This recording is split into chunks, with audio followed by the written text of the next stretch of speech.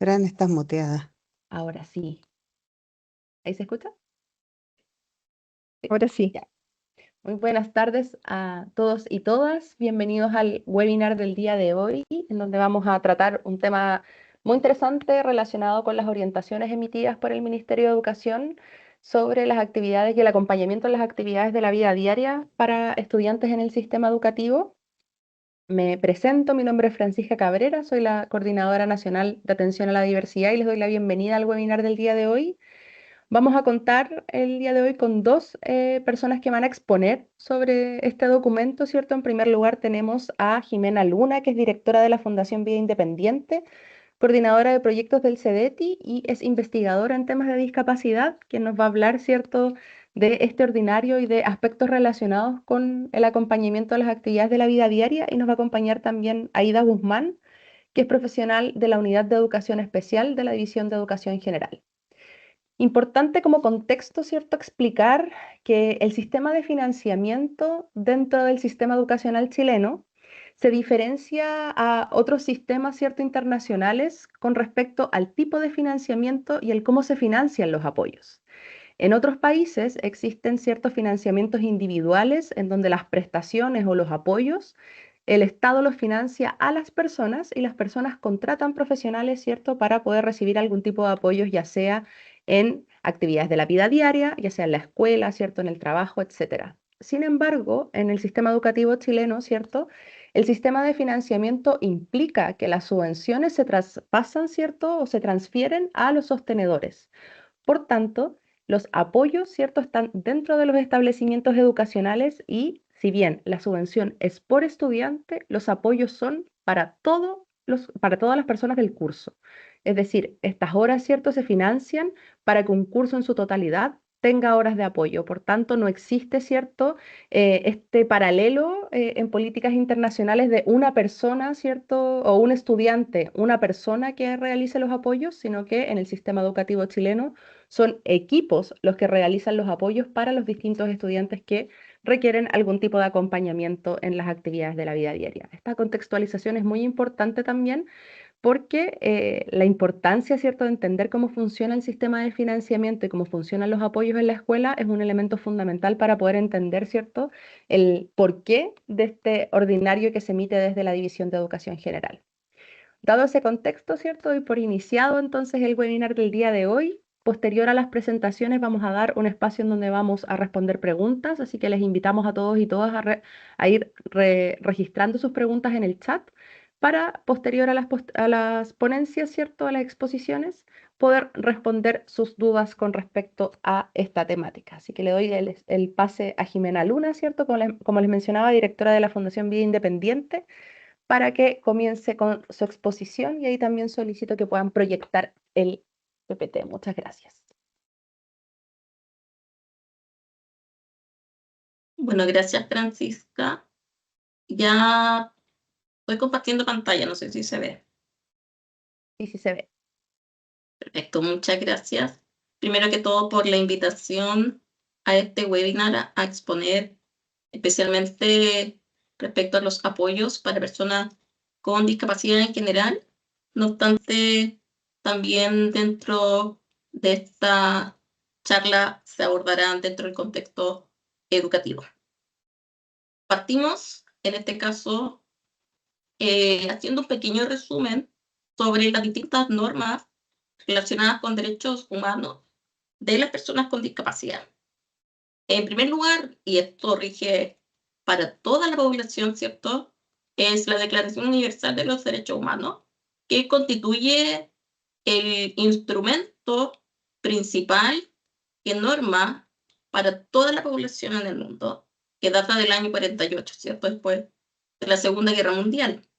Luego nos damos un salto a 1999, no obstante, entre estas fechas hay varios otros instrumentos diversos, ya sean convenciones o pactos en derechos humanos, pero en específico en discapacidad, observamos que a nivel americano, ¿cierto?, se establece la Convención Interamericana para la Eliminación de todas las formas de discriminación contra las personas con discapacidad de la Organización de los Estados Americanos. Y esto establece también una de las primeras instrumentos sobre derechos humanos de personas con discapacidad y nace, ¿cierto?, en nuestro continente. A partir de acá también se va construyendo a nivel internacional la Convención sobre los Derechos de las Personas con Discapacidad de Naciones Unidas, que es elaborada y firmada por los países miembros en el año 2006.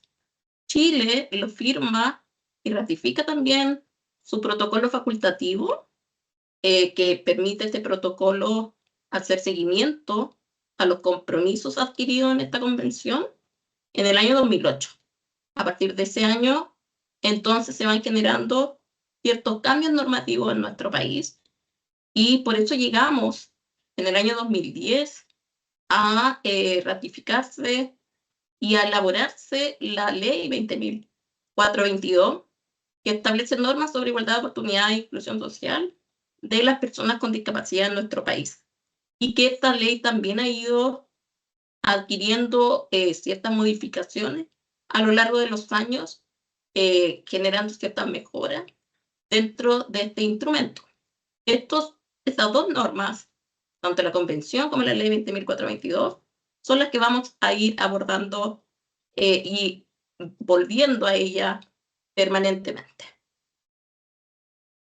A partir de esto, entonces, voy a hacer un repaso de algunos de los conceptos relevantes cuando hablamos de apoyos.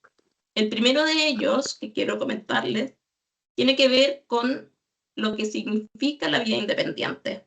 Para muchas personas, vida independiente significa vivir solo, pero ese es un concepto errado y tenemos que trabajar para ir desmitificando esa conceptualización.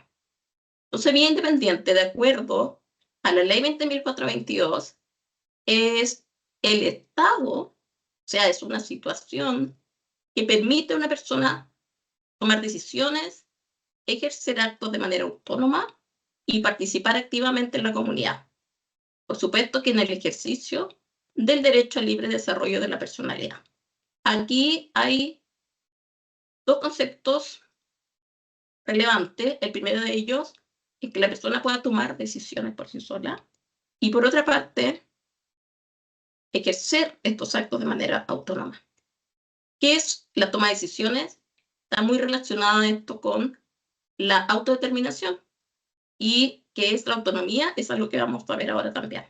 Porque es muy importante conocer la distinción que hay entre estos dos conceptos. Muchas veces se toman como sinónimos, sin embargo, tienen ciertas diferencias que es importante tenerlas en cuenta al momento de su uso y la implementación, por ejemplo, de políticas públicas.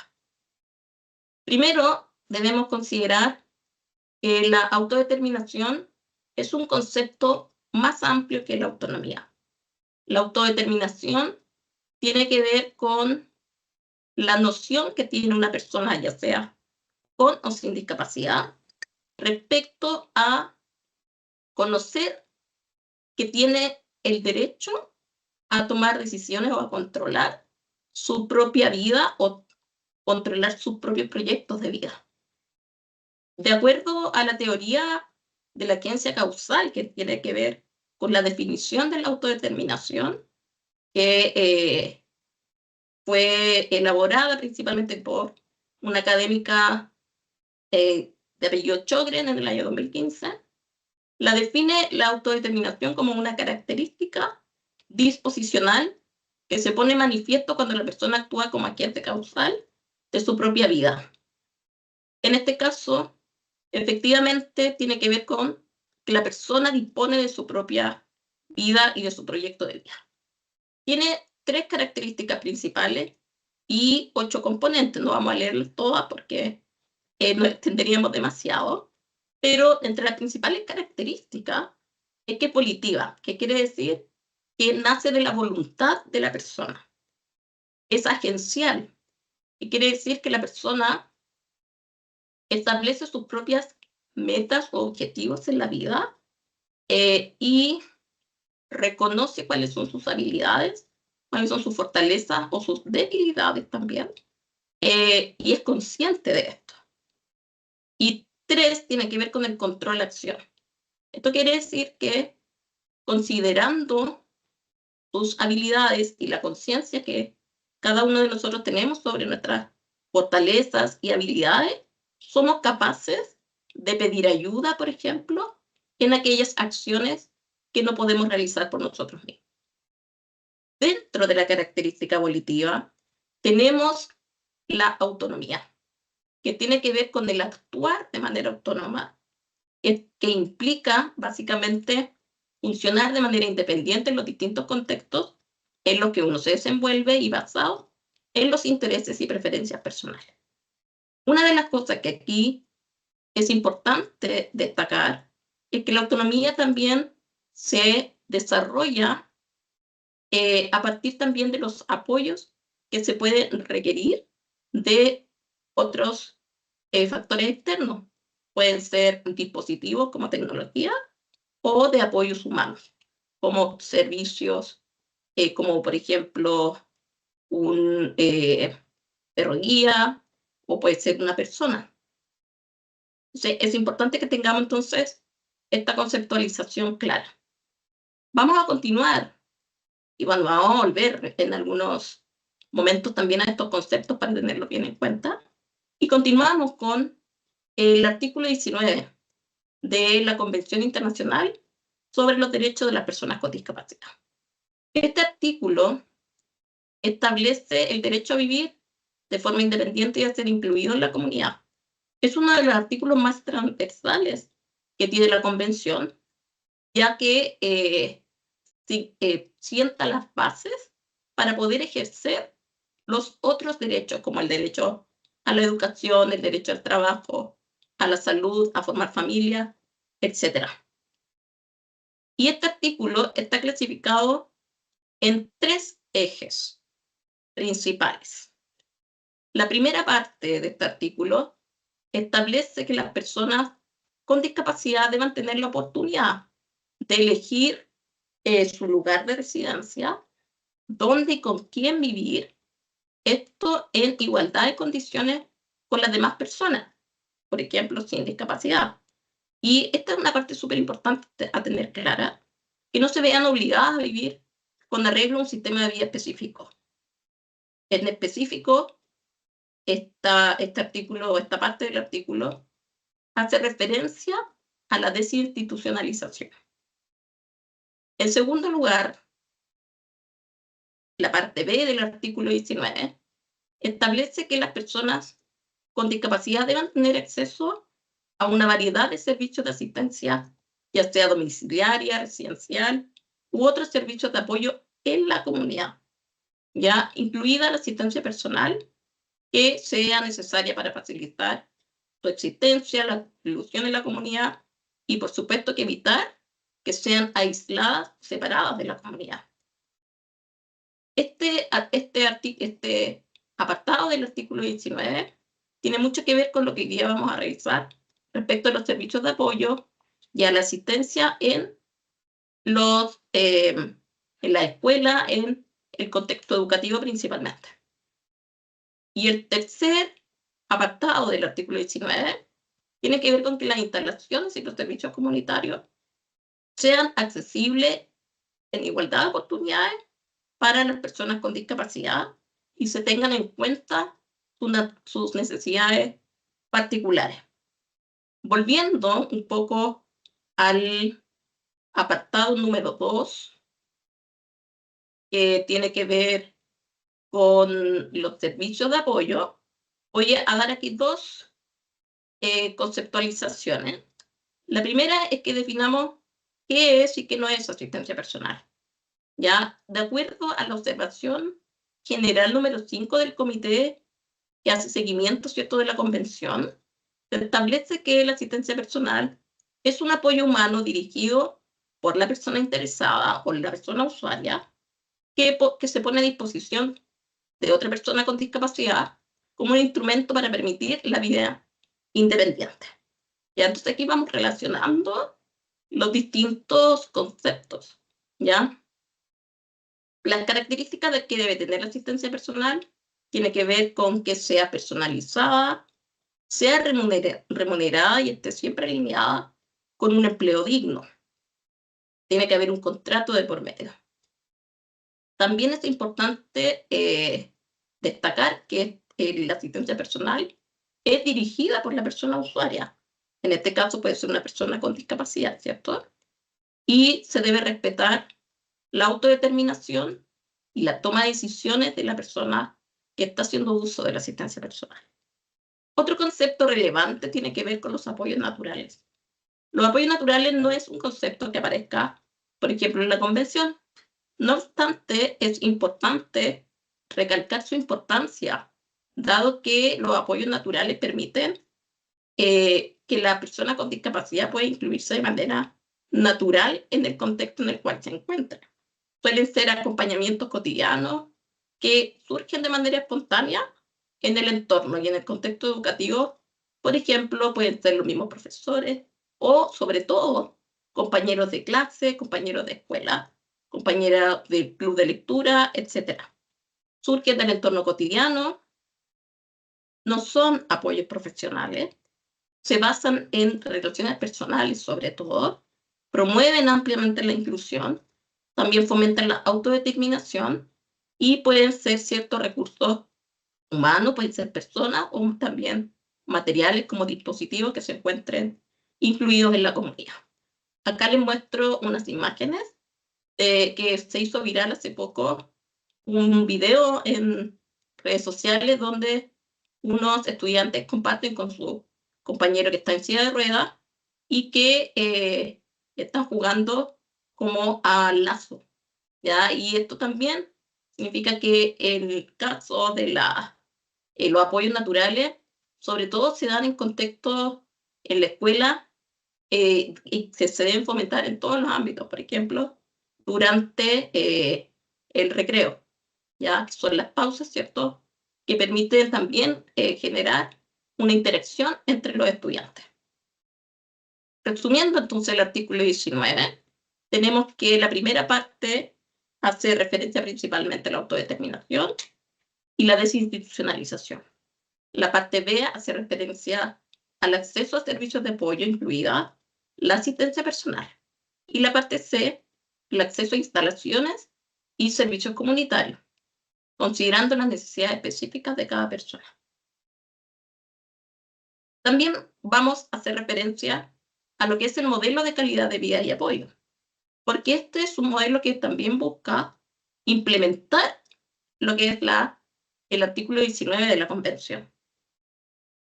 Este modelo, que es de Chalo y Verdugo, propone que la calidad de vida se establece a través de diferentes dimensiones que se basan en la interacción entre la persona y su entorno. Vamos a volver a estas dimensiones al finalizar la presentación. La definición que hace Charlock y Verdugo respecto a la calidad de vida, sobre todo pensado en personas con discapacidad, tiene que ver con un estado de bienestar personal que incluye la satisfacción de necesidades básicas, el ejercicio de derechos y la posibilidad de autodeterminación, inclusión y participación social. Entonces, volvemos también acá al concepto de autodeterminación, donde las personas con discapacidad puedan establecer su proyecto de vida y poder, ¿cierto?, con apoyos, poder ir logrando estas metas. A partir de este modelo general de calidad de vida y apoyo, se establece, ¿cierto?, cuáles son como los argumentos, los motivos y por qué es tan importante tenerlo en consideración. Partimos de la base en que cuando una persona con discapacidad tiene ciertas diferencias o desajustes entre sus habilidades, entre sus capacidades o competencias y las demandas que establece el entorno, a partir de estos desajustes, entonces, se requiere ciertas necesidades de apoyo, ¿ya? Entonces, bajo este desbalance, se identifican estas necesidades de apoyo y por lo tanto luego se prestan y se cubren esos apoyos de manera personalizada de manera individualizada, a través de un proceso de planificación que ya vamos a ver. Una vez que se prestan estos apoyos, esto permite que mejoren los resultados personales en distintos ámbitos, especialmente dentro del aspecto de la autonomía, o sea, el ejercicio de la autodeterminación. Esto lo voy a pasar muy rápido por un tema de tiempo, pero debemos tener en claro que este modelo tiene sus bases teóricas respecto a los apoyos. Primero tenemos la base contextual, que tiene que ver con que los apoyos también dependen mucho del contexto. La base ecológica, que se deben identificar los apoyos y entregarse de manera individualizada. Y la base igualitaria, que tiene que ver con que las personas tenemos derecho a recibir apoyos. En cuanto a su implementación como apoyos, existe un modelo que también está propuesto por Verdugo y Chalo, que es uno de sus escritos, que tiene 5 componentes. Aquí lo vamos a revisar los 5 con algunos ejemplos. Voy a ser un poco más rápida en este caso. El primer componente tiene que ver con identificar metas y experiencias de vida deseadas. Esto se sugiere realizar a partir de una planificación centrada en la persona. Por ejemplo, hay una metodología que se llama PAT, que tiene 8 pasos y que permite hacer un trabajo individualizado con una persona para identificar cuáles son sus metas o cuáles son sus expectativas de su proyecto de vida. En segundo lugar, tenemos el componente 2, que tiene que ver con evaluar las necesidades de apoyo. Para esto existe una serie de instrumentos de evaluación de necesidades de apoyo. Por ejemplo, también de Charlotte y Verdugo está la escala CIS-C. La escala CIS mide necesidades de apoyo, y está la CIS-A, que es para personas adultas, y la CIS-C, que es para niños, niñas y adolescentes. C viene de Children. Acá podemos ver un resumen de lo que mide la escala CIS, pero básicamente mide las necesidades de apoyo de niños, niñas y adolescentes con discapacidad intelectual y del desarrollo principalmente. En tercer lugar, en la componente 3, busca desarrollar e implementar un plan individualizado, que busca en el fondo identificar y especificar contextos y actividades. También identificar la naturaleza e intensidad de los apoyos. Las personas pueden requerir distintos tipos de apoyo en distinta intensidad. Puede ser solo en algunos minutos, algunas horas. Puede ser también una persona, 2 personas. Va a depender mucho de lo que se diagnostique previamente. Y también es importante aquí, durante el plan individualizado, identificar quiénes van a ser las personas responsables de brindar estos apoyos. Acá tenemos que nosotros desde la Fundación siempre promovemos una triada de elementos de apoyo que tiene que ver con tecnologías de apoyo, que pueden ser dispositivos, servicios de apoyo, personas o accesibilidad, que está principalmente orientada a la comunidad en general. Acá podemos ver algunos ejemplos de accesibilidad. Por ejemplo, tener un baño adaptado para todas las personas. Tecnologías de apoyo puede ser un libro en braille o en un formato digital que permita a una persona ciega poder leer con un lector de pantalla. También servicios de apoyo, que son personas que pueden colaborar en actividades, principalmente de actividades de la vida diaria. El cuarto componente tiene que ver con supervisar el progreso de este plan individualizado. Se recomiendan realizar reuniones programadas de manera periódica, sobre todo al menos una supervisión al año, que permita comparar acciones programadas con las acciones que ocurrieron. Y por supuesto, siempre ir actualizando este plan según los cambios de la persona, porque no es lo mismo tener un plan individualizado de un niño de 7 años que alguien de 15. Por lo tanto, esto debe ir siendo actualizado permanentemente. El quinto componente tiene que ver con la evaluación. Medir cuál ha sido el impacto de los apoyos dentro de un periodo de tiempo es importante para identificar cuánto ha sido cuáles han sido los resultados de la entrega de estos apoyos. Una de las recomendaciones que se hace es poder medir el nivel de calidad de vida de las personas. Y ahí volvemos nuevamente a este modelo de calidad de vida y apoyos. Existen una diversidad de escalas que permiten medirlo, sobre todo pensado específicamente en niños, niñas y adolescentes. Y por supuesto, es importante que estas mediciones se hagan, ¿cierto?, pre y post, o sea, antes de entregar los apoyos, durante un periodo específico y luego de un periodo de aplicación y desarrollo y entrega de estos apoyos. Por último, comentarles que aquí volvemos al modelo de calidad de vida y apoyo, que tiene 8 dimensiones. Estas 8 dimensiones tienen que ver con el bienestar físico, el bienestar emocional, las relaciones interpersonales, estos vínculos que se establecen, por ejemplo, entre amistades dentro de un espacio educativo, el bienestar material, el desarrollo personal. Es importante el desarrollo personal porque está muy ligado con las oportunidades de aprendizaje, formación, el crecimiento personal que tengan los estudiantes en este caso. La autodeterminación, o sea, cuánta capacidad tienen los estudiantes de tomar decisiones. La inclusión social, sobre todo en el espacio comunitario educativo. Y por último, los derechos que tienen que ver con la garantía de ejercer su derecho, en este caso el derecho a la educación. Estas mismas dimensiones están aplicadas en la escala, en varias escalas que pueden medir calidad de vida o apoyos.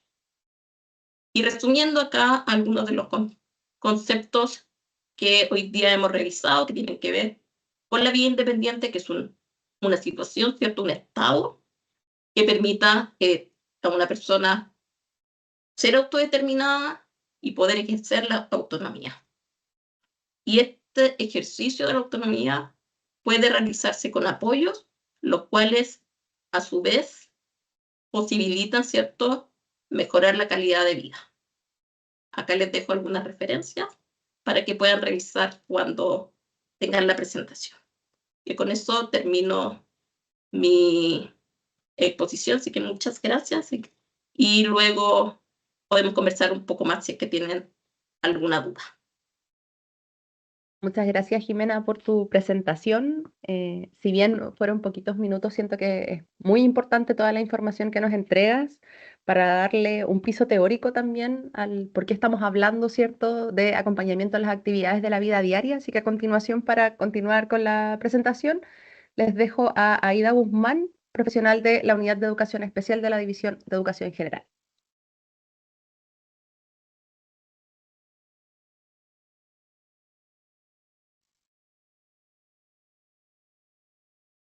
Hola, muy buenas tardes a todas y a todos quienes están conectados.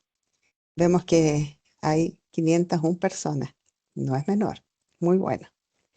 Bueno, el tema que estamos abordando en esta jornada es bastante relevante porque está reafirmando los cambios que estamos experimentando en el sistema educativo, en especial los cambios asociados a las personas con discapacidad y también a las personas sin discapacidad que en algún momento requieren acompañamiento en las actividades de la vida diaria.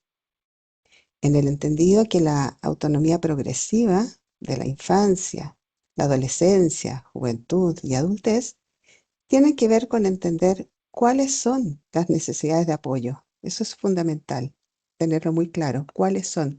No todas las personas tienen necesidad de los mismos apoyos. Por lo tanto, esta parte es importantísima. Y que la autonomía no tiene que ver con que las personas deban hacer solas por sí mismos todas las actividades, ¿ya? Sino que muchas veces van a requerir apoyos que a veces los necesitarán a lo largo de toda su vida. ¿No tenemos presentación todavía? ¿Estamos? Sí. Ya. Ahí está. Muchas gracias. ¿Avanzamos a la primera? En primer lugar, y para entender de lo que estamos hablando, sobre la modalidad de educación especial, a poner un poquitito de contexto. La Ley General define la educación especial como una modalidad del sistema educativo que desarrolla su acción de manera transversal en los distintos niveles de enseñanza y que proporciona una subvención específica a los establecimientos educacionales que permite poder financiar estos apoyos especializados. Los tipos de establecimientos que implementan la modalidad de educación especial son 4. ¿Ya? Las escuelas regulares que cuentan con programa de integración escolar, PIE, que en estos momentos son 6.184 establecimientos educacionales que atienden a una población de 518.709 estudiantes. No es menor, ¿ya? Es una tremenda cantidad de estudiantes de los cuales somos responsables, ¿ya? Y de ellos, 176.616 tienen o viven en alguna situación de discapacidad. Y 342.093 estudiantes presentan necesidades educativas especiales de carácter transitorio. Por otra parte, tenemos las escuelas especiales que atienden a personas con discapacidad, que son alrededor de 500 establecimientos y que atienden aproximadamente a 40.000 estudiantes, todos ellos ya en situación de discapacidad. Además, existen las escuelas y aulas hospitalarias, que hasta el momento a nivel nacional contamos con 79 establecimientos, y escuelas especiales de lenguaje que atienden a párvulos y que estas escuelas dependen administrativamente y técnicamente de la Subsecretaría de Educación Parvularia, y son alrededor de 1.400 escuelas. La siguiente, por favor. Bueno, el ordinario que nos convoca hoy día, ¿verdad? Que es el ordinario 2610 de agosto de este año, entrega ciertas orientaciones para el apoyo de las actividades de la vida diaria, para promover la autonomía y la inclusión en el ámbito escolar o educativo. Las orientaciones a los establecimientos educacionales para el apoyo a estudiantes en las actividades de la vida diaria se generan porque en el ámbito educativo existen estudiantes que requieren apoyos específicos para poder desenvolverse en tareas básicas de autocuidado y de autonomía, y que son indispensables para su participación plena en la vida escolar. En este contexto, la asistencia en las actividades de la vida diaria o los apoyos en las actividades de la vida diaria no buscan disminuir al estudiante, por el contrario, invitan a reconocer las barreras que limitan su participación, entregándole los apoyos necesarios para la promoción de su autonomía y su autodeterminación, de lo cual Jimena ya nos entregó bastante sustento, ¿no? Y fue bastante clara. Por otra parte, permite que los niños, niñas, jóvenes y también adultos con discapacidad puedan realizar acciones que son esenciales para la vida, como por ejemplo alimentarse, movilizarse, mantener su higiene, vestirse, compartir con otros, etcétera, facilitando su inclusión en la rutina escolar. Siguiente, por favor. ¿La siguiente? Sí. Ok. También responde a la necesidad de que las comunidades educativas reconozcan estas tareas como parte fundamental del proceso formativo y de la vida independiente, entendiendo que garantizar estos apoyos adecuados va a impactar directamente en la igualdad de condiciones y en la participación dentro del entorno escolar y comunitario de todas y todos los estudiantes.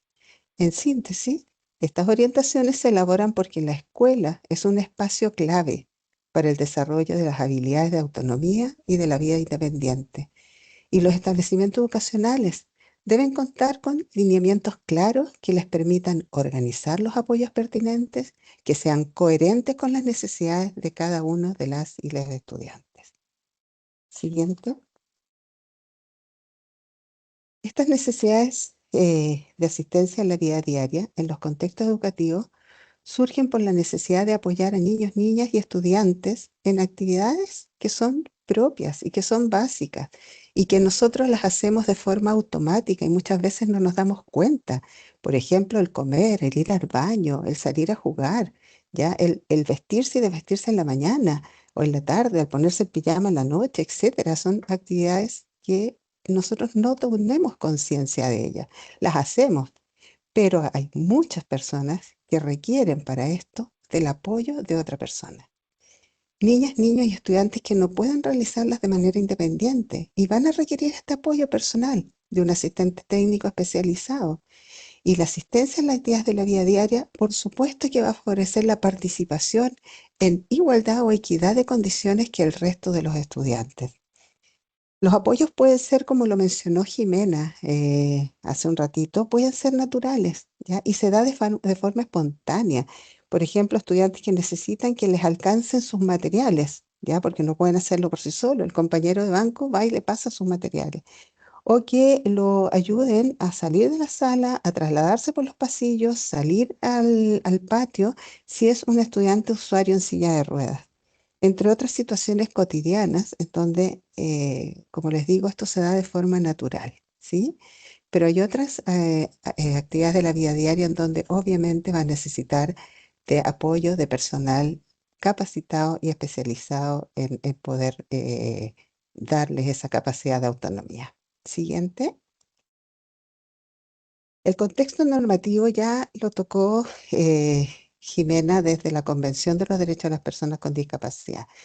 Pero el artículo 7 de la Ley 18.956 establece que la División de Educación General del Ministerio es la unidad técnico-normativa responsable del desarrollo de la educación escolar. Y en este contexto somos responsables de promover el mejoramiento permanente del proceso educativo. Y es en este marco que se entregan las orientaciones sobre apoyo en las actividades de la vida diaria, es decir, el ordinario que estamos aquí reconociendo. ¿Ya? Este ordinario, que es de 29 de agosto de este año, entrega las orientaciones a los establecimientos educacionales para el apoyo a niñas, niños y estudiantes que requieren asistencia en las actividades de la vida diaria en el contexto educativo. Siguiente. El marco internacional de la Convención sobre los Derechos de las Personas con Discapacidad, yo no voy a profundizar en esto porque ya tocó los artículos clave Jimena en su exposición, fue ratificada por el Estado de Chile en el año 2008. Su propósito fue promover, proteger y asegurar el goce pleno de derechos en igualdad de condiciones. Y define también personas con discapacidades, que son quienes presentan algunas deficiencias físicas, mentales, intelectuales o sensoriales a largo plazo, que al interactuar con barreras que limitan su participación, se hace evidente la discapacidad. Y en este contexto, las escuelas, los establecimientos educacionales no pueden ser quienes generen estas barreras para la plena participación de la totalidad de sus estudiantes, por el contrario, ¿cierto? Siguiente.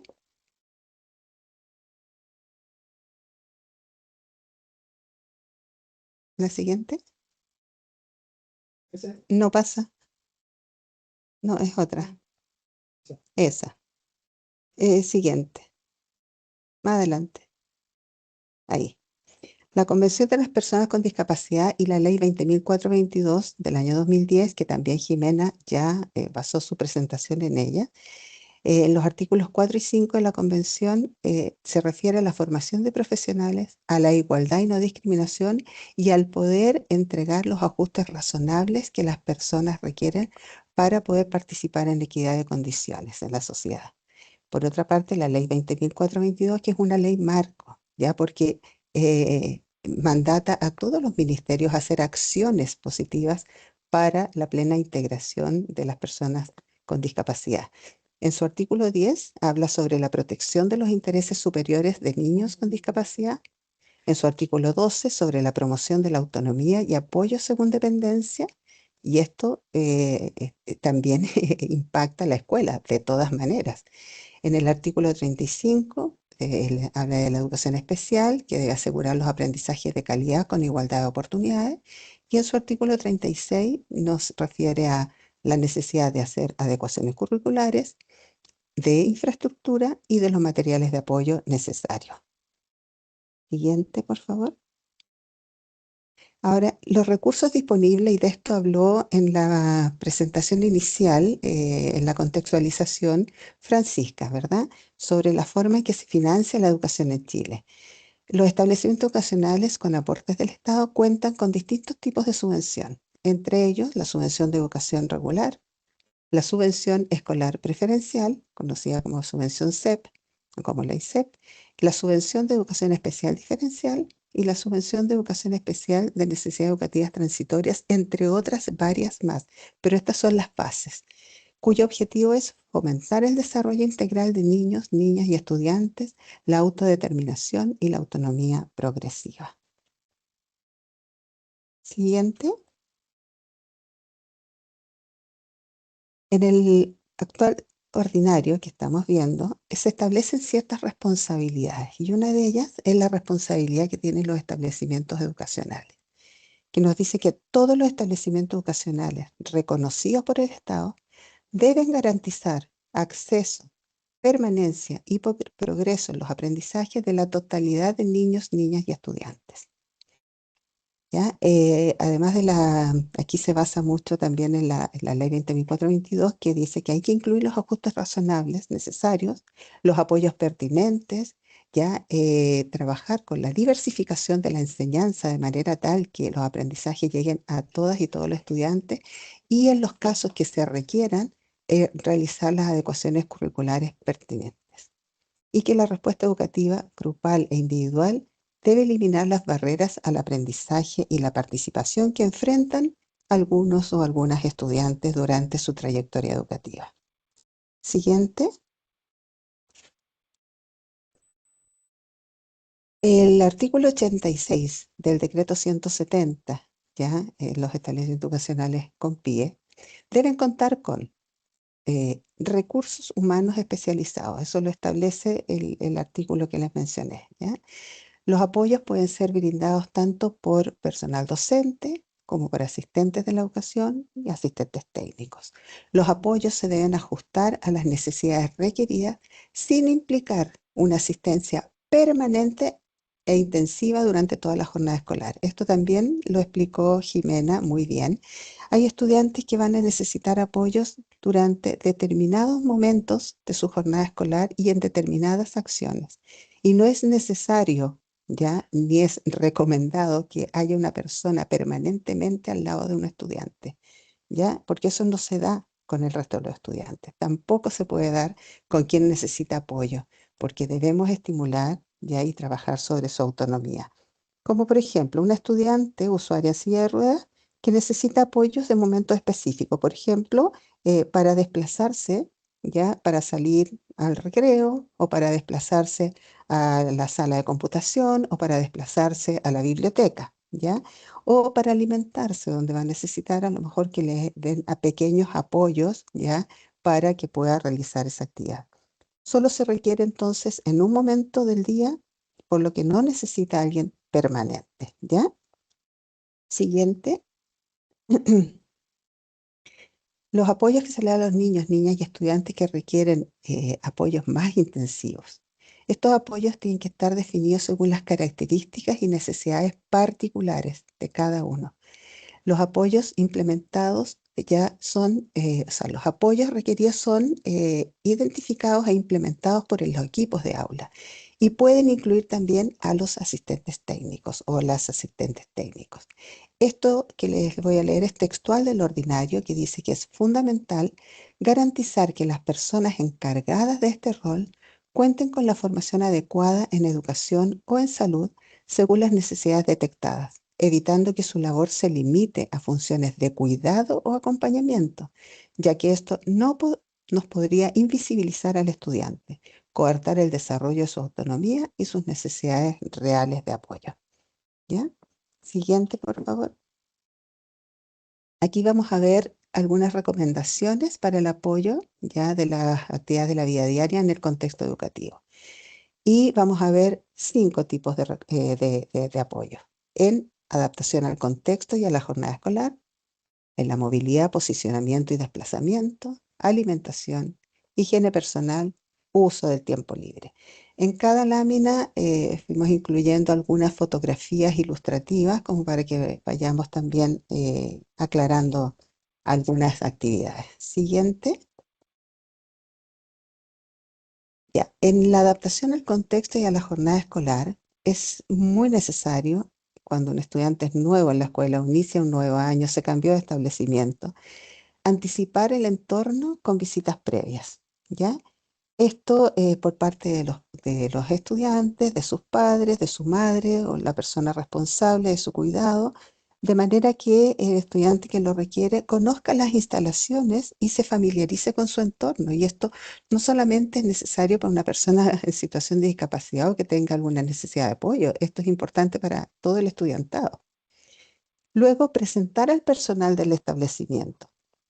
La idea de esto es que justamente conozca con quiénes va a estar, el nombre de sus profesores, el nombre de que sea el director de patio. Lo ideal es presentarlos personalmente o a través de fotografías. Ya la idea es que se pueda reducir con esto el nivel de ansiedad que pueden tener algunos niños y niñas frente a lo desconocido.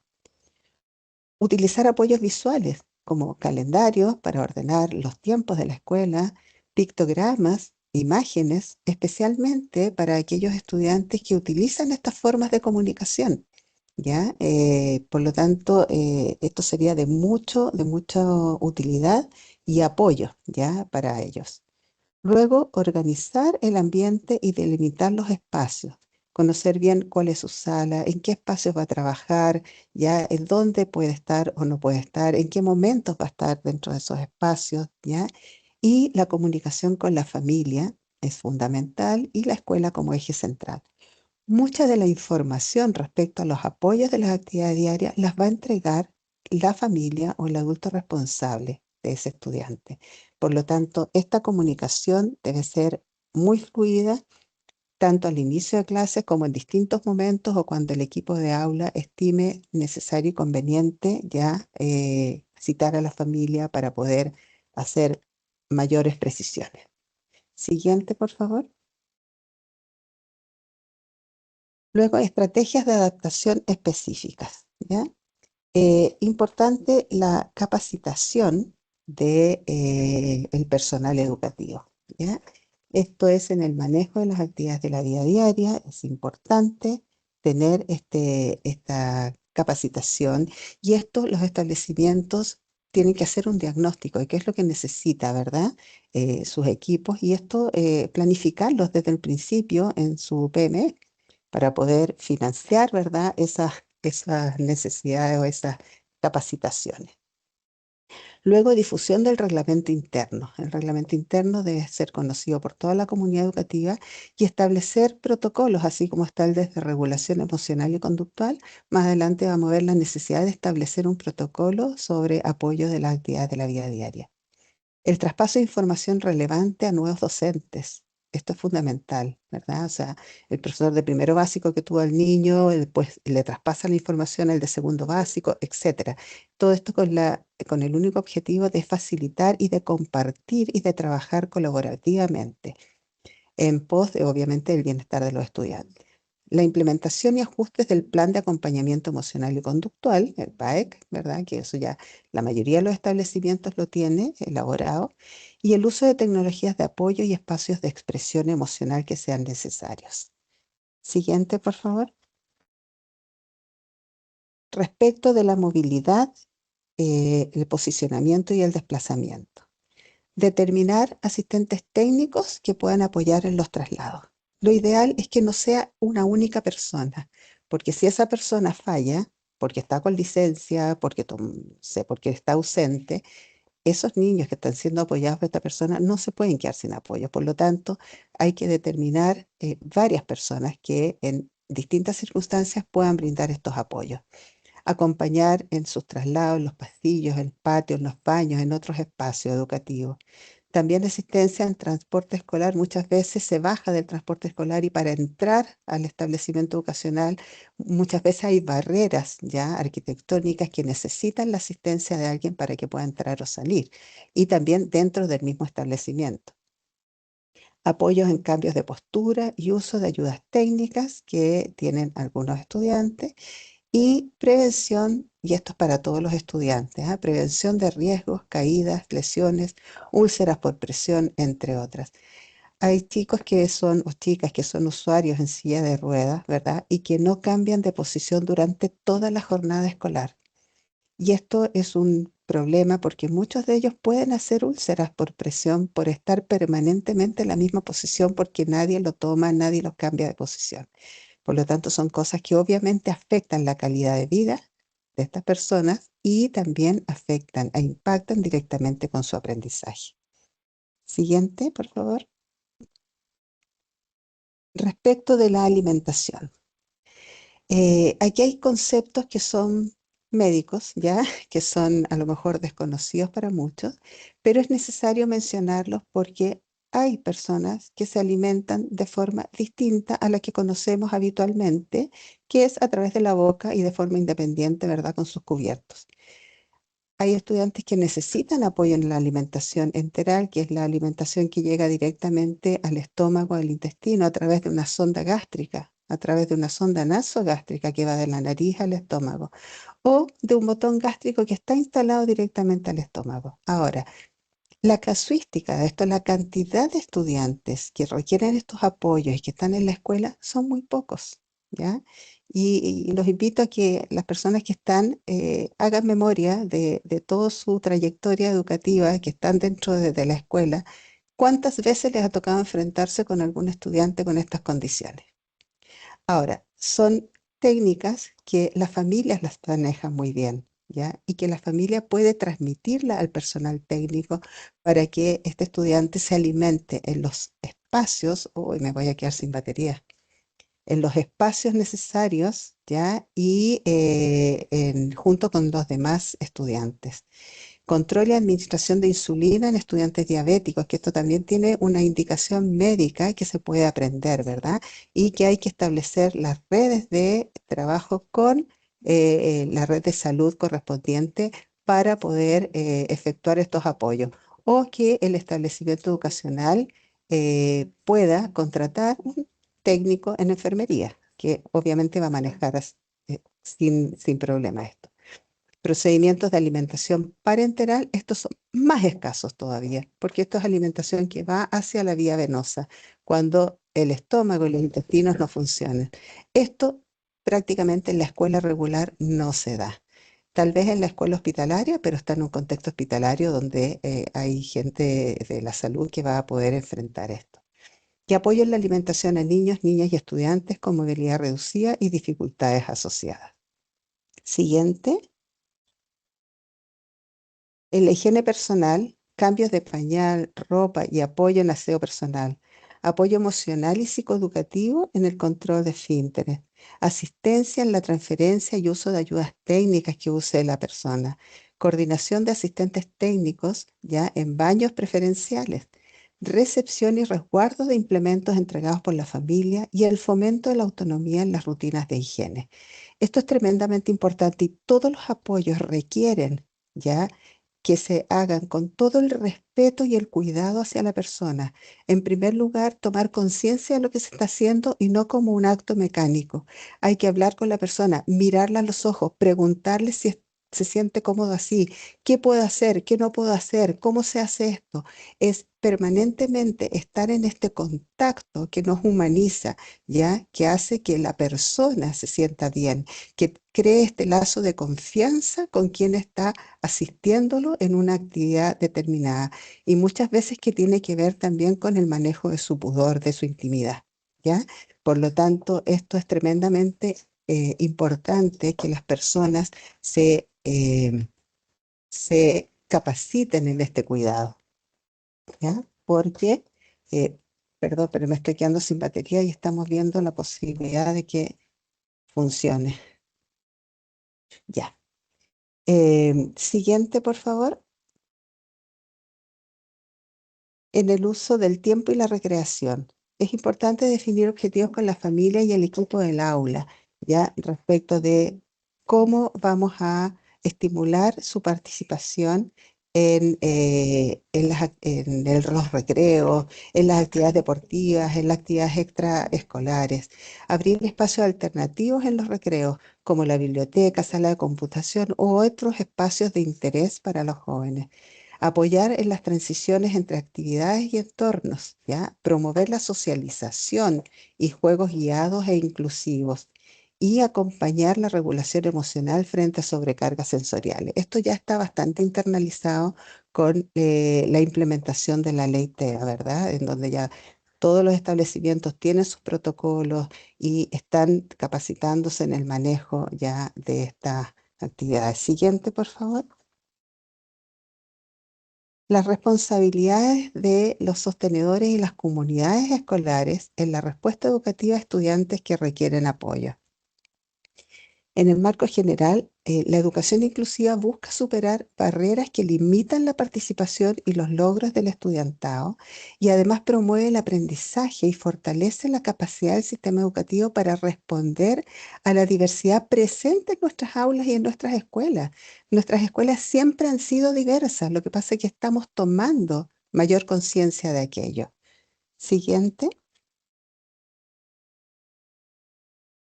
En este proceso, el rol de los equipos directivos es fundamental porque deben propiciar la conformación de los equipos de aula.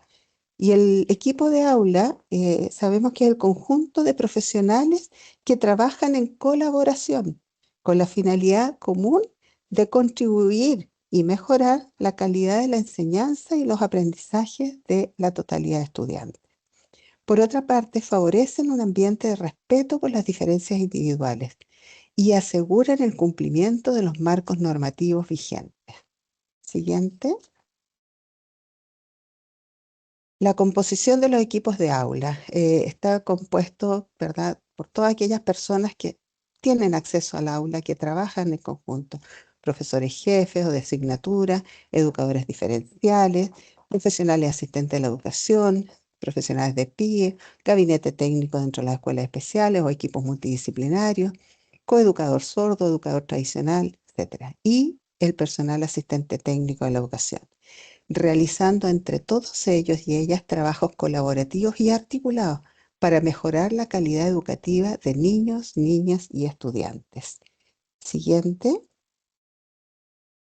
Las funciones de los equipos de aula tienen que ver con la toma de decisiones consensuadas que favorezcan los aprendizajes y esa decisión consensuada incluye también a la familia, ¿ya? Y al propio o la propia estudiante. Planificar experiencias de aprendizaje diversificadas, contribuir desde su expertise al progreso en las trayectorias educativas. Siguiente.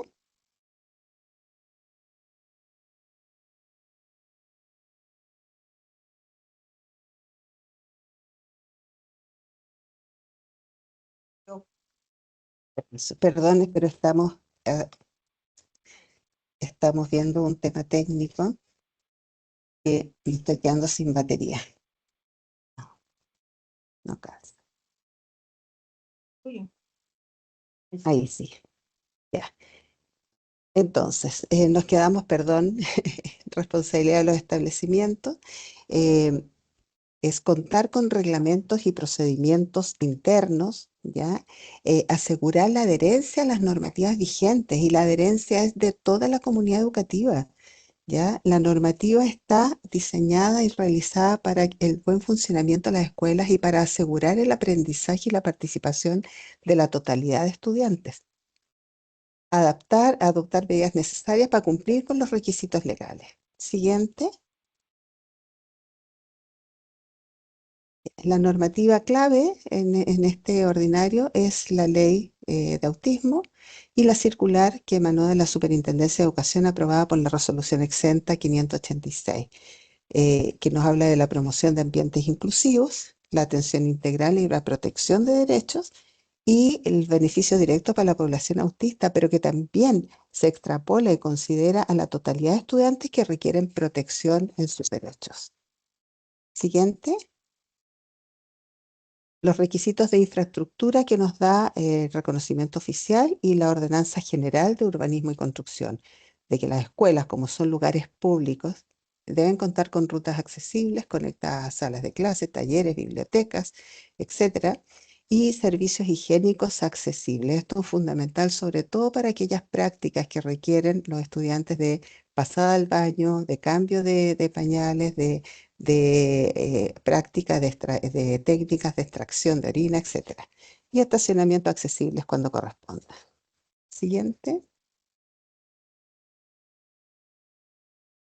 De la contratación del personal asistente técnico idóneo. El objetivo es clarificar los elementos necesarios para contratar asistentes técnicos de la educación, asegurar el cumplimiento de la normativa educacional vigente y garantizar la calidad de acompañamiento brindado a niñas y estudiantes en sus actividades de la vida diaria.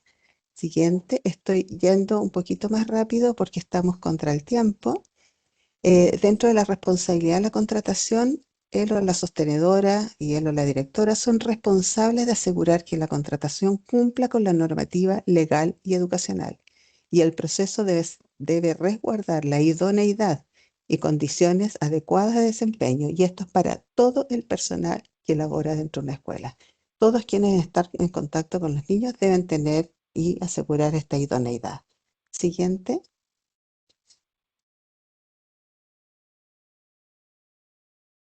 Dentro de los requisitos y los asistentes técnicos es formar parte del equipo de aula, apoyar a los estudiantes según las necesidades que se hayan definido y ser coherentes con el proyecto educativo institucional. Contar con un título técnico de nivel medio o superior en educación especial, parvularia o enfermería y otros perfiles pertinentes. Cumplir con las idoneidades técnicas, morales y psicológicas establecidas por la norma y tener claridad respecto del perfil y funciones y procedimientos asociados a su rol dentro del equipo educativo. Siguiente. Dentro de las funciones y apoyos posibles, tener claridad respecto al perfil y función y procedimiento y los posibles apoyos según las necesidades que se evalúen de niños, niñas y estudiantes.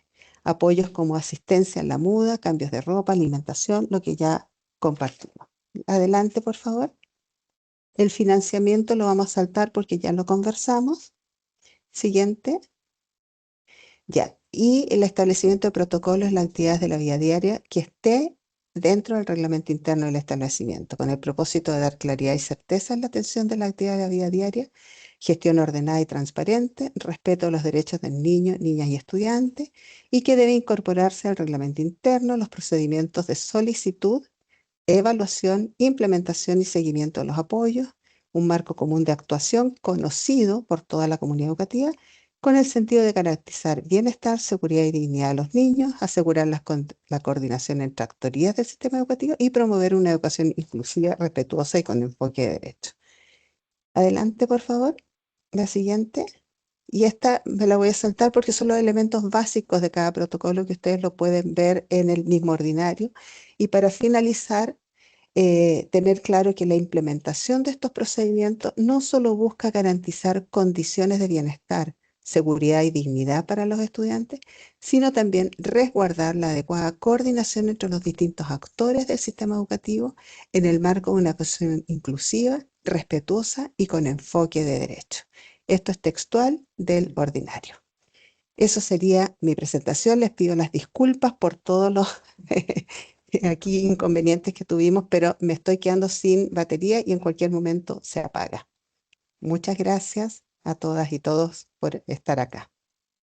Bueno, muchas gracias, Aida, por la presentación. Vamos a continuar con el espacio de preguntas. Ahí están pidiendo, Alejandro, si puedes volver a la diapositiva de los elementos de los protocolos.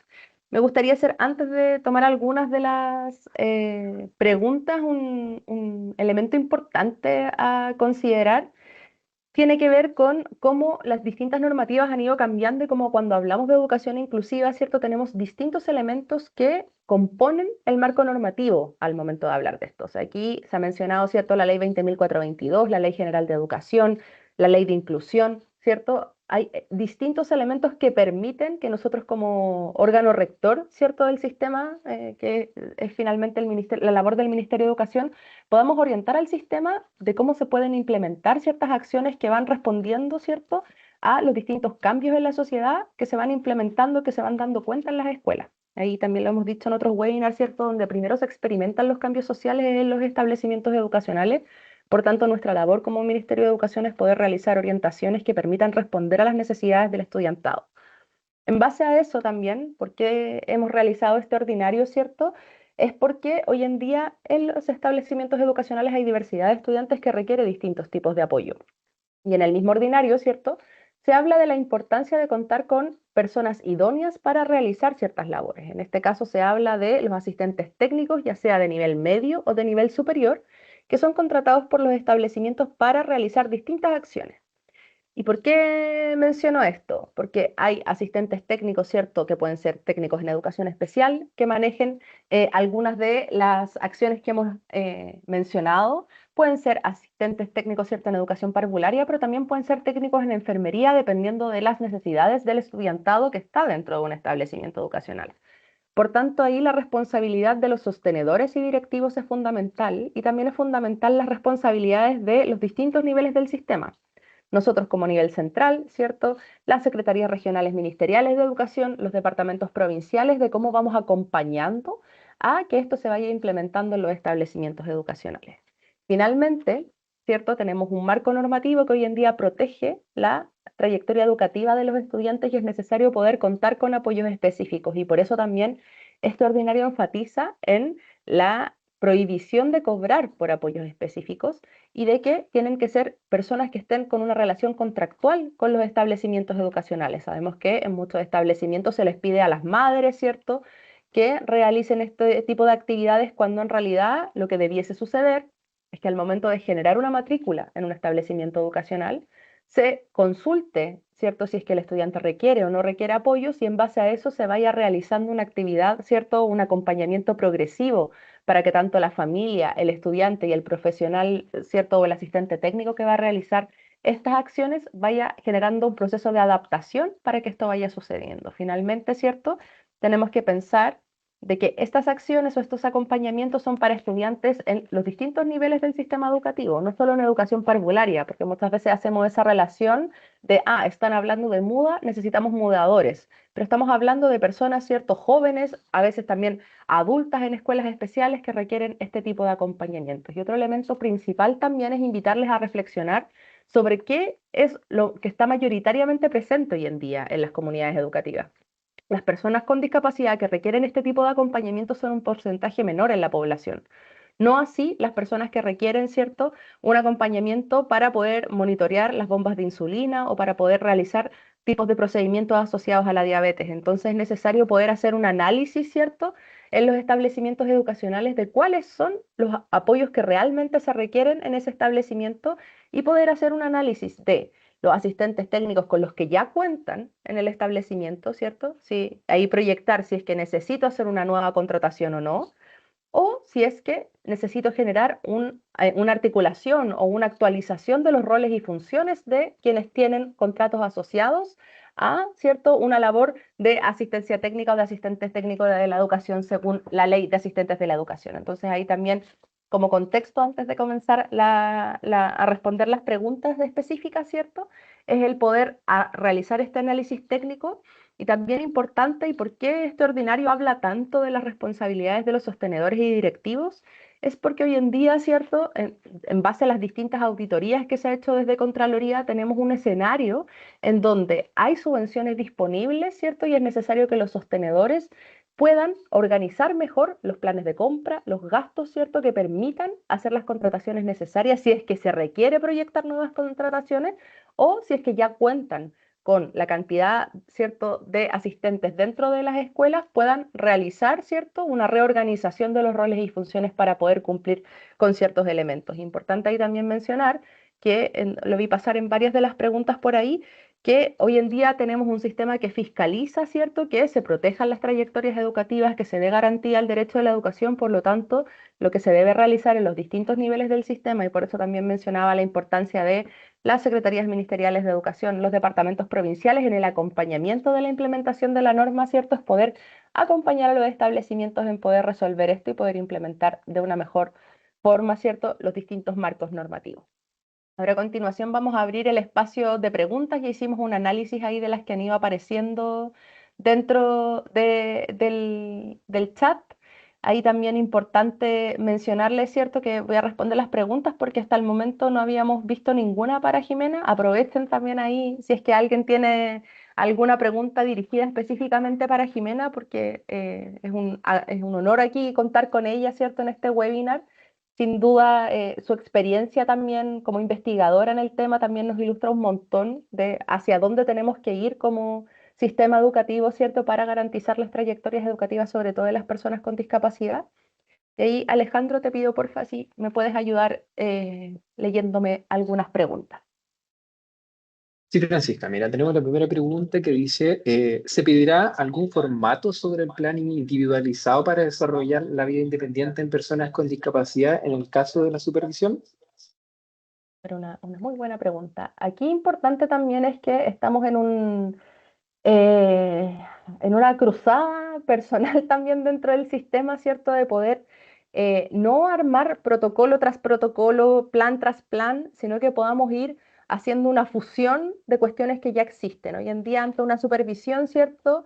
En este ámbito existen ya evidencias de cuestiones que se realizan en los establecimientos. Ahí también un elemento importante es que este ordinario, ¿cierto?, no viene a inventar la rueda, sino que viene a organizar cuestiones que en los establecimientos ya se realizan. Entonces ahí nosotros consultamos, ¿cierto?, con distintos establecimientos educacionales y miramos qué era lo que realizaban y a partir de eso se construyó el ordinario. Hoy en día existe evidencia si hablamos del programa de integración, ¿cierto?, en el plan de acompañamiento individual, en los PASI quienes tengan, ¿cierto?, el plan de adecuación curricular individual, están los planes de acompañamiento en base al decreto 67, están, ¿cierto?, en el caso del estudiantado autista, los planes de acompañamiento emocional y conductual, están los distintos protocolos también, y ahí es importante mencionarles que los protocolos son para poder organizar estos procedimientos dentro de la escuela. No tiene que haber un protocolo por estudiante. Tiene que estar en el reglamento interno, ¿cierto? En donde se da inicio, ¿cierto? Con que o el apoderado solicita o se le pregunta al apoderado, hay una autorización del apoderado, ¿cierto? Como les mencionaba, se pueden realizar labores, ¿cierto? O acciones que permitan una adaptación de todas las personas que van a ser parte de estos procedimientos, porque también ahí es importante mencionar, sobre todo cuando hablamos de discapacidad, que hay mucha resistencia muchas veces de las familias, ¿cierto?, a que en los establecimientos se realicen estos procedimientos, porque también ahí hay elementos importantes de considerar, tal como mencionaba Jimena y tal como mencionaba Aida, a las personas que son parte de esto. Muchas veces hacemos esta relación solo entre escuela apoderado, ¿cierto? Y obviamos que hay una persona, ¿cierto?, que puede manifestar también su voluntad de poder realizar ciertas cosas. Entonces ahí también es importante tener en cuenta que ya hay formatos, ¿cierto?, que nos permiten recoger esta información y que permiten tener la evidencia de que esto se realiza. Finalmente, lo que buscamos también es poder ordenar, ¿cierto?, algunas acciones que ya se realizan en los establecimientos, orientar de mejor manera, pero también sacarle mayor provecho a los instrumentos, ¿cierto?, de gestión que ya están instalados en los establecimientos educacionales y no necesariamente ir inventando nuevos instrumentos de gestión que se puedan fiscalizar y que hablen de un solo tema, sino que cuando hablamos de apoyos, cuando hablamos de ajustes razonables, cuando hablamos de adecuaciones, de diversificación de la enseñanza, ¿cierto?, tenemos los elementos asociados al decreto 170, 83 y 67 que se articulan para que los establecimientos educacionales puedan dar respuesta a los estudiantes que requieren ciertos apoyos. Entonces ahí lo fundamental es que no se va a pedir, ¿cierto?, un formato específico. Ahí también, ojo con, y ahí también lo vimos que ya se ofertan ciertos distintos protocolos estándar para poder cumplir con estas cosas. La invitación es poder ver qué es lo que tiene cada establecimiento y generar protocolos que cumplan con el contexto y que no se realicen solo, ¿cierto?, por cumplir con un checklist frente a una supervisión, sino que permitan tener evidencia contundente de que hay una articulación entre la escuela, la familia, las distintas personas que componen el equipo de aula, porque finalmente al momento, ¿cierto?, de una denuncia, que es a lo que no queremos llegar, lo importante es tener la evidencia de que se realizó el trabajo. En cambio, si yo, ¿cierto?, compro un protocolo estándar no sé, en cualquier parte, no necesariamente va a responder o va a dar cuenta de lo que se hace en el establecimiento. Entonces también ahí importante esto, no se solicita, ¿cierto?, que el protocolo sea de 10, 20, 50 páginas, sino que sea una plana que organice, ¿cierto?, la información, cómo cómo va a ser el procedimiento, puede hacer un solo protocolo sobre las actividades de la vida diaria y que eso esté reflejado en los reglamentos internos de los establecimientos educacionales. Francisca, la siguiente pregunta hace referencia a la contratación de personal. Dice, en el contexto de actividades de la vida diaria, en el caso de la alimentación, ¿qué ocurre con estudiantes, por ejemplo, con diabetes con sonda u otro? Si el establecimiento no cuenta con técnico o profesional de salud capacitado en aquello, al momento de ingreso de este estudiante, ¿la escuela está obligada a contratar personal? O sea, y ahí vuelvo a insistir, lo importante es revisar, ¿cierto?, los casos que hay en los establecimientos, los profesionales, los asistentes con los que se cuenta, ¿cierto? Y cuáles son las acciones que realizan. Y ahí proyectar también y por eso también el ordinario habla de las responsabilidades de los sostenedores y directivos. Lo importante es considerar, ¿cierto?, el análisis técnico financiero. Hay establecimientos que hoy en día tienen recursos para poder contratar otros profesionales y otros que no los tienen. Por lo tanto, ahí lo importante es dar respuesta al estudiante que requiere este tipo de acompañamiento. O sea, finalmente no porque no hayan recursos o sí hayan recursos, ¿cierto?, se le puede negar a algunos estudiantes el apoyo y a otros no. Lo importante ahí también, y vuelvo a insistir, este ordinario habla de que los técnicos en enfermería, los asistentes técnicos en enfermería también pueden ser contratados como asistentes técnicos en los establecimientos educacionales y esta contratación puede ser pagada con subvención regular, subvención CEP y subvención PIE. O sea, finalmente tenemos 3 tipos de subvenciones para poder realizar contrataciones y ahí lo importante es visibilizar, ¿cierto?, si es que el colegio cuenta o no cuenta con los recursos para poder hacerlo y si es que no cuenta, ¿cierto?, poder ver cómo se organizan con los profesionales que ya están dentro de los establecimientos educacionales. Otro elemento importante también que menciona el ordinario es que no necesariamente, ¿cierto?, puede depender, y ahí vuelvo a lo que dije en un principio, el sistema educativo chileno no está organizado de una persona, ¿cierto?, un estudiante y un adulto que realiza los apoyos, sino que tenemos un equipo de aula, ¿cierto?, que puede realizar los apoyos y que finalmente se pueden turnar en distintos momentos del día, ¿cierto?, para poder dar respuesta al estudiantado, porque también ahí es importante entender que parte también de la autonomía progresiva, ¿cierto?, del desarrollo de la autonomía progresiva, implica el poder tener esta respuesta, pero también de distintas personas, ¿cierto? Vuelvo a insistir, siempre nos vamos al caso de la muda, ¿cierto?, al sondeo o al cateterismo. Finalmente tenemos que visualizar que la gran mayoría de los estudiantes hoy en día requiere acompañamientos en el desplazamiento en el establecimiento educativo, el poder esperarlos, ¿cierto?, en la puerta del establecimiento, el poder acompañarlos a su sala, el poder generar actividades en los recreos, ¿cierto?, que permitan que se desenvuelvan de mejor forma, acompañar el juego, ¿cierto? Y ahí un elemento importante también es salirse de esta estructura en donde entendemos que los apoyos, sobre todo el programa de integración, son solo en aula. Tenemos a los asistentes de la educación, psicólogos, terapeutas ocupacionales, tenemos a los kinesiólogos, ¿cierto? A las fono, en donde podemos generar actividades en distintos momentos del día. Puede ser una actividad, ¿cierto?, de juego guiado en el recreo que cuente como una hora de apoyo. O sea, finalmente ahí lo que manda siempre cuando hablamos del programa de integración son las necesidades del estudiantado. Tenemos, ¿cierto?, las horas mínimas de apoyo que son en aula regular, que eso está establecido por decreto, pero en el caso de los asistentes de la educación, ¿cierto?, tenemos una flexibilidad que nos permite acompañar en otras actividades que son en distintos momentos dentro del día, ¿cierto?, en la escuela. Entonces ahí también es importante el poder visualizar, y vuelvo a insistir, en esto de hacer un análisis más de territorio, ¿cierto?, más de escuela, en donde se pueden cumplir con todos estos elementos normativos, pensando siempre en el bienestar superior de los estudiantes, ¿cierto?, y en responder a sus necesidades. El otro pregunta dice, desde el modelo de sistema de apoyos, ¿implica ajustar o integrar el PAI, el PASI, en caso de estudiantes con necesidades educativas especiales, sobre todo en que trabajamos el desarrollo de la autonomía? Sin embargo, la autodeterminación es central. ¿Debemos incluir estas 8 dimensiones en el rediseño de un plan de apoyo individual? O sea, No, no es el objetivo del ordinario. Yo creo que también ahí es un poquito darle criterio de realidad de hacia dónde estamos yendo, ¿cierto? Importante invitarles a revisar también, y eso podríamos subirlo en la noticia al momento de compartirlo en la página de Educación Especial, que hay una orientación que se llama Transición a la vida adulta activa, en donde hay elementos asociados, ¿cierto?, que permiten organizar mejor los apoyos. Aquí un elemento importante es cómo se va articulando el currículum nacional con los objetivos de transición a la vida adulta activa. Vuelvo a insistir ahí el cómo vamos integrando el currículum, cómo vamos organizando los apoyos de mejor manera, ¿cierto? Cómo vamos reorganizando los roles y funciones de los establecimientos, o sea, perdón, de los asistentes técnicos, de los asistentes, ¿cierto?, que son parte del programa de integración.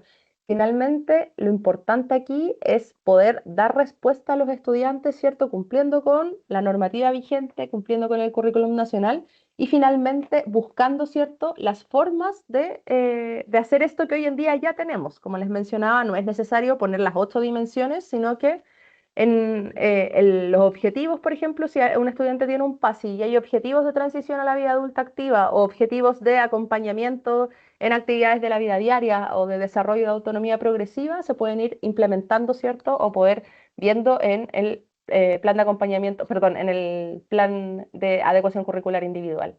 Ahí también lo importante es que esto no tiene que ser ahora el tiro ya, sino que tiene que ser algo consensuado con la familia, tiene que ser algo conversado con el estudiante, ¿cierto? Y que puede proyectarse ya para el año 2026. Estamos en un momento de revisión de dotación, ¿cierto? De revisión de las plantas en los establecimientos educacionales, de revisión también o los procesos de reevaluación de los apoyos, en donde este ordinario también lo que viene a hacer es a complementar este proceso visualizando también las proyecciones para el año 2026. La siguiente pregunta dice, por ejemplo, para la administración de la insulina de una estudiante diabética, ¿se debe contratar un técnico en enfermería o puede ser un funcionario del colegio capacitado sobre este procedimiento? Sea, ahí hay distintas formas. Como les mencionaba, se puede realizar una contratación de un técnico en enfermería. Es importante también ahí mencionar, y ahí voy a recurrir a una experiencia personal de cuando en la escuela donde yo trabajaba se realizó esta contratación de una técnico en enfermería que finalmente puede cumplir distintas funciones, no tan solo para los estudiantes del programa de integración. En este caso, ella repartía, por ejemplo, los medicamentos de todos los estudiantes que requerían el suministro de medicamentos en el establecimiento. Ya eran estudiantes con epilepsia, con déficit atencional, habían algunos con problemas de salud mental, ¿cierto?, que tenían medicamentos, otros medicamentos como de uso, ¿cierto?, a estudiantes con problemas de tiroides, qué sé yo. Entonces ahí es importante que ese rol y función, ¿cierto?, de la técnico en enfermería se puede cumplir en el establecimiento siempre y cuando haya un protocolo, siempre cuando haya una autorización de los padres y apoderados, ¿cierto?, donde haya una indicación médica que explicite las dosis, ¿cierto?, de los medicamentos y no tan solo, ¿cierto?, se puede dedicar a los estudiantes que requieren, ¿cierto?, este acompañamiento, el sondeo, el cateterismo, ¿cierto? El control de la bomba de insulina, sino que también pueden haber otras acciones que son necesarias en el establecimiento educacional y que es esta persona la que puede cumplir con esos roles y funciones.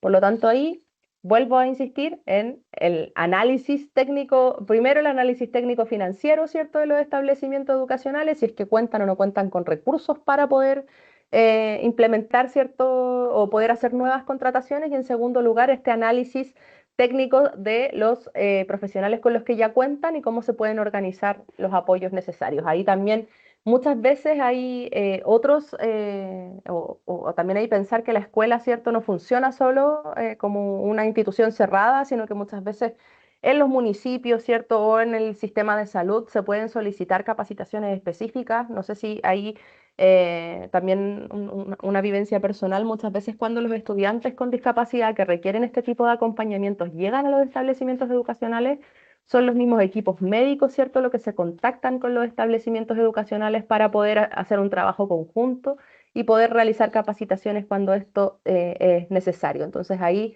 vuelvo a insistir en la importancia de las redes, ¿cierto? El poder activar estas redes, el poder visualizar que existen, ¿cierto?, distintos elementos para poder articularse, y ahí vuelvo a insistir en la necesidad de que sean los sostenedores y directivos los que estén conscientes de esto y no tan solo, ¿cierto?, sean los docentes, los asistentes de la educación los que empujen que estas cosas pasen, sino que esto es responsabilidad finalmente de los sostenedores y directivos. Francisca, en esta misma línea dice, para el caso de higiene, cuando un estudiante va al baño, ¿se debe pedir autorización al apoderado? ¿Y quién sería la persona encargada de realizar esto? Sí se debe pedir. Yo creo que hay también un elemento importante que hemos ido mencionando, ¿cierto? Es que toda acción requiere un consenso con la familia. Lo hemos visto también en el plan de acompañamiento emocional y conductual de la implementación de la ley de autismo, ¿cierto? Y ahí un elemento principal es que la familia tiene que dar la autorización y eso tiene que ser parte del protocolo. Por lo tanto, ahí es necesario, ¿cierto?, que en el protocolo que he establecido, los mismos establecimientos pueden hacer un formato de autorización y que eso permita, ¿cierto?, que estos procedimientos se realicen. La siguiente pregunta dice, los asistentes de aula, ya trabajando en los establecimientos educacionales, no contemplan estas funciones en sus contratos y tampoco su formación para realizar este tema de salud y muda. ¿Ya? ¿Qué pasaría en esos casos?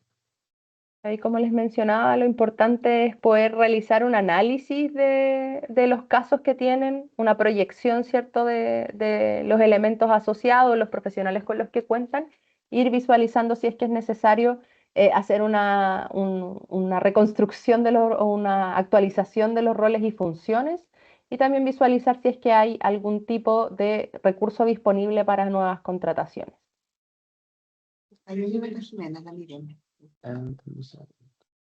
Francisca, la otra es con respecto de la infraestructura.